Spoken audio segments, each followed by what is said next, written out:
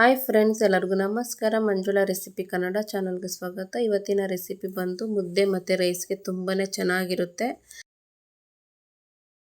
ಚಿಲ್ಕುರೆ ಸೊಪ್ಪಲ್ಲಿ ಗೊಜ್ಜು ಮಾಡೋದು ಹೇಳ್ಕೊಡ್ತಾ ಇದ್ದೀನಿ.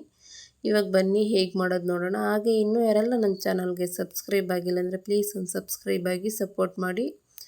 ಇವಾಗ ಬನ್ನಿ ಹೇಗೆ ಮಾಡೋದು ನೋಡೋಣ. ಮೊದಲು ಒಂದು ಪಾತ್ರೆ ಇಟ್ಕೊಂಡಿದ್ದೀನಿ. 3 ಸ್ಪೂನ್ ಆಗೋಷ್ಟು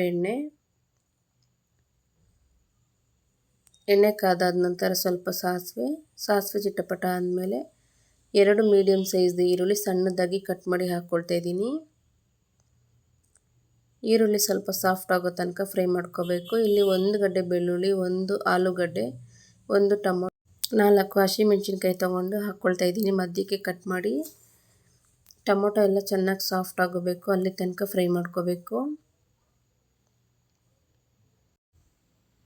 ಇವಾಗ ಇದೆಲ್ಲ ಚೆನ್ನಾಗಿ ಫ್ರೈ ಆಗಿದೆ. ಇವಾಗ ಇದಕ್ಕೆ 1 ಕಟ್ ಪೂರ್ತಿ ಚಿಲ್ಕುರೆ ಸೊಪ್ಪು 3-4 ಸತಿ ವಾಶ್ ಮಾಡಿ ಹಾಕ್ಕೊಳ್ತಾ ಇದ್ದೀನಿ. ರುಚಿಗೆ ಎಷ್ಟು ಬೇಕಷ್ಟು ಉಪ್ಪು. ಇವಾಗ ಇದನ್ನು ಒಂದು 2-3 ನಿಮಿಷ ಆದರೆ ಎಣ್ಣೆಲ್ಲ ಚೆನ್ನಾಗಿ ಫ್ರೈ ಮಾಡ್ಕೋಬೇಕು. ಸೊಪ್ಪು ಬೇಗನೆ ಫ್ರೈ ಆಗಿಬಿಡುತ್ತೆ.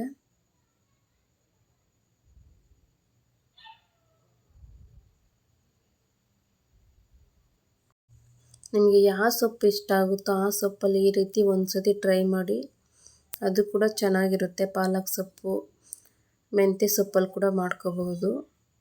ಇವಾಗ ಇದಕ್ಕೆ ಅರ್ಧ ಲೀಟ್ರ್ ಆಗೋಷ್ಟು ನೀರು ಸೇರಿಸ್ಕೊಳ್ತಾ ಇದ್ದೀನಿ.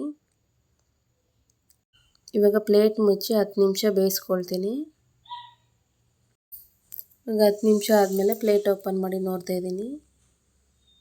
ನೋಡ್ಬೋದು ಚೆನ್ನಾಗಿ ಬೆಂದಿದೆ. ಆಲೂಗಡ್ಡೆ ಎಲ್ಲ ಕೂಡ ಚೆನ್ನಾಗಿ ಬೆಂದಿದೆ. ಆಲೂಗಡ್ಡೆ ಹಾಕೋದ್ರಿಂದ ಸ್ವಲ್ಪ ಗಟ್ಟಿಯಾಗಿ ಚೆನ್ನಾಗಿ ಬರುತ್ತೆ.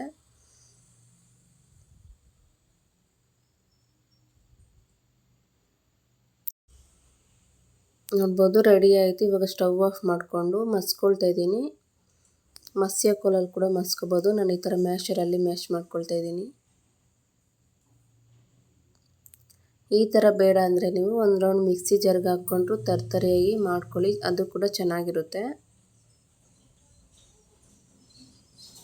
ನೋಡ್ಬೋದು ಮುದ್ದೆಗೆ ರೈಸ್ಗೆ ಏಳು ಮಾಡಿಸ್ದಂಗಿರುತ್ತೆ, ತುಂಬ ಚೆನ್ನಾಗಿರುತ್ತೆ. ಇದಕ್ಕೆ ಬೇಕಾದರೆ ನೀವು ಮತ್ತೆ ಒಗ್ಗರಣೆ ಹಾಕೋಬೋದು. ನಾನು ಹಾಗೆ ಸರ್ವ್ ಮಾಡ್ಕೊಳ್ತಾ ಇದ್ದೀನಿ. ನೋಡ್ಬೋದು ತುಂಬ ಸಿಂಪಲ್ಲಾಗಿ ರೆಡಿ ಆಯಿತು ಚಿಲ್ಕುರೆ ಸೊಪ್ಪಲ್ಲಿ ಗೊಜ್ಜು. ಈ ವಿಡಿಯೋ ಏನಾದರೂ ನಿಮ್ಗೆ ಇಷ್ಟ ಆಗಿದ್ರೆ ಪ್ಲೀಸ್ ಒಂದು ಲೈಕ್ ಮಾಡಿ, ನಿಮ್ಮ ಫ್ರೆಂಡ್ಸ್ ಆ್ಯಂಡ್ ಫ್ಯಾಮಿಲಿಗೂ ಈ ವಿಡಿಯೋ ಶೇರ್ ಮಾಡಿ. ನೀವು ಈ ಥರ ಒಮ್ಮೆ ನಿಮ್ಮ ಮನೇಲಿ ಟ್ರೈ ಮಾಡಿ ಈ ರೆಸಿಪಿ. ಇನ್ನೂ ಯಾರೆಲ್ಲ ನನ್ನ ಚಾನಲ್ಗೆ ಸಬ್ಸ್ಕ್ರೈಬ್ ಆಗಿಲ್ಲ ಅಂದರೆ ಪ್ಲೀಸ್ ಒಂದು ಸಬ್ಸ್ಕ್ರೈಬ್ ಆಗಿ ಸಪೋರ್ಟ್ ಮಾಡಿ, ಕಮೆಂಟ್ ಮಾಡಿ. ಧನ್ಯವಾದಗಳು.